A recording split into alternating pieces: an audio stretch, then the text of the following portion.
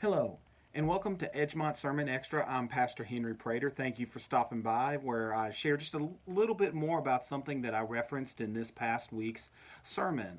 In this past week's sermon, I mentioned one of my favorite books to come back to by one of my favorite authors, C.S. Lewis.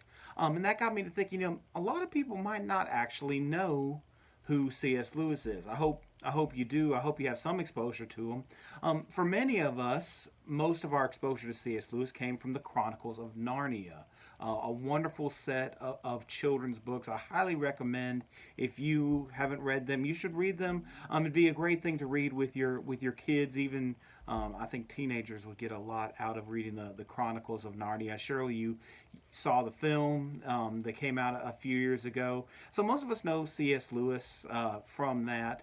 C.S. Lewis was a British author, lay theologian.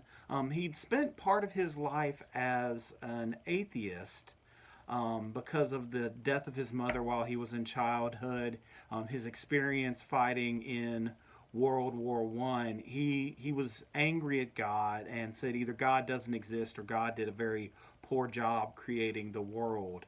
But he continued through life. He became a professor at Oxford, and he became very good friends with another great Christian author, J.R.R. Tolkien, of the Lord of the Rings and the Hobbit. And through conversations with Tolkien, as well as some of his reading of George MacDonald, among others, Lewis was converted back to Christianity and became a prolific writer and speaker, Christian apologist, lay theologian, trying to make things out practically for us.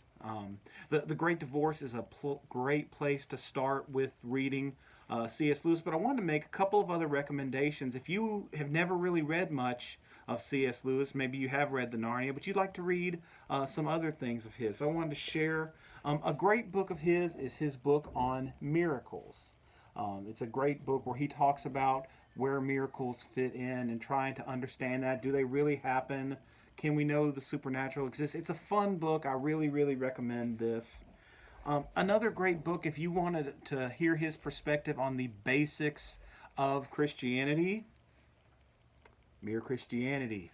Again, wonderful book. It's an easy read. There's also an audio book available of this that I have listened to that I thought did an excellent job, was very engaging. It's worth checking out.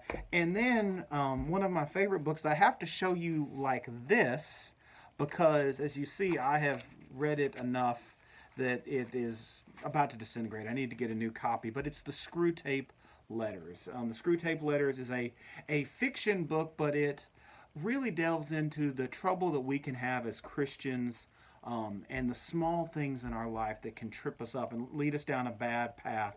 Not always the biggest sins are going to be what gets us, and the Screwtape Letters does a great job at that. So that's just a little bit more about C.S. Lewis. If you're familiar with him, I'd love to hear what some of your favorite things are of C.S. Lewis, or if you check one of these out, let us know what you think about it. And thanks for stopping by, and we'll see you again next time.